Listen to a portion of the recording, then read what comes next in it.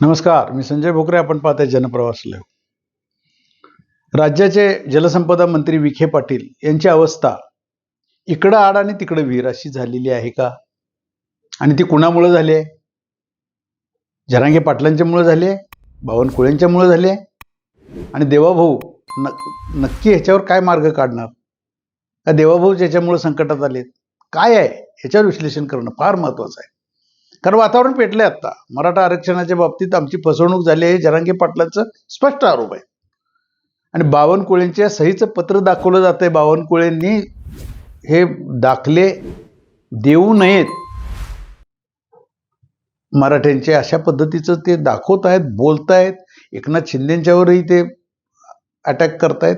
परंतु महत्वाचा विषय काय झालाय, विखे पाटील अडचणीत आलेत ना. विखे पाटलांनी यशस्वीरित्या मार्ग काढलेले होते आणि शांत झाला होता मराठा समाज. विखे पाटीलही खुश होते. देवेंद्र फडणवीसांचंही त्यांनी कौतुक करायला थांबले नाहीत. हे सुद्धा आपण ऐकलेलं आहे, बघितलेलं आहे.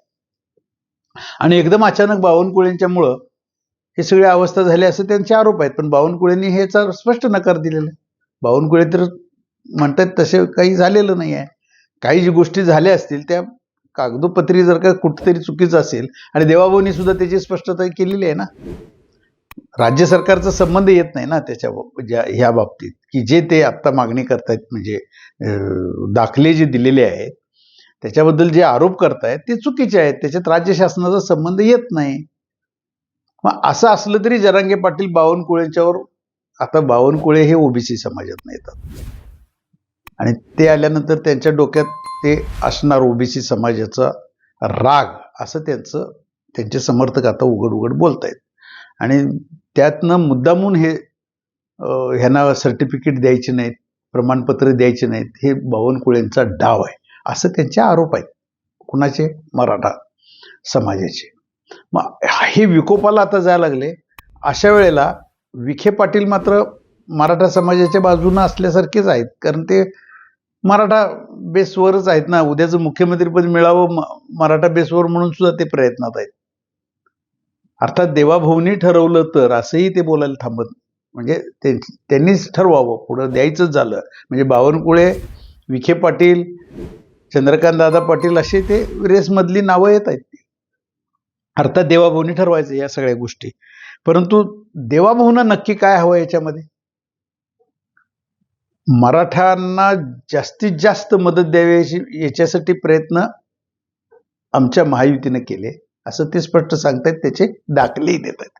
तरी जरांगेंचं समाधान का होत नाहीये? का कॉंग्रेस जनता पार्टीचं तर जे वलय सगळीकडे निर्माण होतंय त्याला कुठं खो घालायचंय का जरांगे पाटलांना? असं सुद्धा आता बोललं जायला लागलंय. कारण एवढं देऊन परत आता फक्त 1-2 दाखल्यासाठी हे जर का जरांगे पाटील वातावरण सगळं बदलून टाकत असतील तर तेही चुकीचं आहे असं आता ते विद्यार्थी आरोप करतायत. आणि त्याच्यात काय महाराष्ट्रातले कितीतरी मराठा तरुण आहेत. हे नक्की कुठं जाणार आहे गणित? पण ह्याचं नुकसान कोणाचं चाललंय? तर विखे पाटलांचं चाललंय. विखे पाटलांना काय भूमिका घ्यायची? बावनकुळेंना दुखवायचंय त्यांना? नाही दुखवता येणार. त्यांनी तर त्यांची भूमिका स्पष्ट केली की बावनकुळेंचं ह्याच्यात मध्ये काही दोष नाही, त्यांनी ते दाखले तपासले पाहिजे. जाणून बुजून कुणी केलं असेल तर त्याच्यावर कारवाई केली जाईल. स्पष्ट भूमिका आहे ना विखे पाटलांची. तरी जरांगे पाटील ऐकायला तयार नाहीत.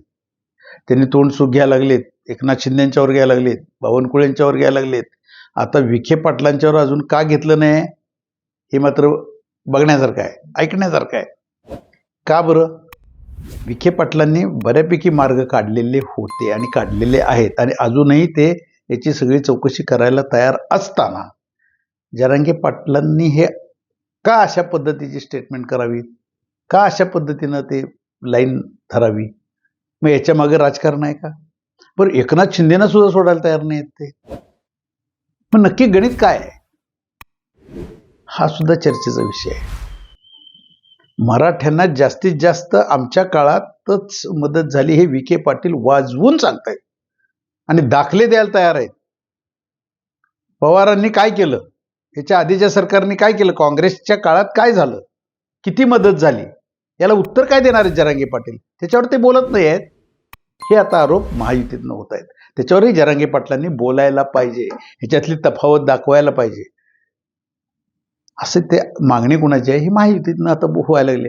परंतु ओबीसी आणि मराठा या वादात अडकले कोण? विखे पाटील. देवाभाऊंनी त्यांची भूमिका स्पष्ट केली. काही न्यायप्रविष्ट बाबी असतात त्याच्यामध्ये राज्य सरकार येत नाही म्हटले आणि ते बाजू झाले. नक्की देवाभाऊंना सुद्धा काय हवंय, ह्याच्यामध्ये काय करायला पाहिजे हे सुद्धा समजून येत नाही, पण ते लवकर समजेल. जरांगे पाटील हे का म्हणून आत्ताच आक्रमक झालेले आहेत याचाही तपास झाला पाहिजे. पण विखे पाटलांची मात्र अवस्था इकडे आड आणि तिकडे वीर अशी झाली म्हणायला काही हरकत नाही. आज इथंच थांबू, पुढच्या भागात